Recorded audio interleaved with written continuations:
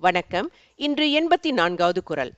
அகன மருந்து செய்யால் உறையும் முகன மருந்து நல் விருந்தோம்புவான் இல். இந்த குறளின் விளக்கம்: நல்ல விருந்தினராய் வந்தவரை முகமலர்ச்சி கொண்டு போற்றுகின்றவனுடைய வீட்டில் மனமகிழ்ந்து திருமகள் வாழ்வாள். எளிய முறையில் விளக்கம்: விருந்தினர்களை கௌரவமாகவும் மகிழ்ச்சியுடன் வரவேற்கின்ற வீட்டில் செல்வங்களும் சந்தோஷமும் குவிஞ்சு கிடக்கும்.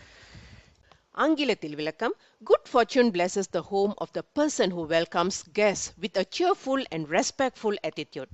A happy host attracts happiness and prosperity. அடுத்த வீடியோல சந்திப்போம். அடுத்த குறளை தெரிஞ்சுக்க லைக், ஷேர், சப்ஸ்கிரைப் பண்ணி என்னோடு தொடர்ந்து இணைந்திருங்கள். நன்றி.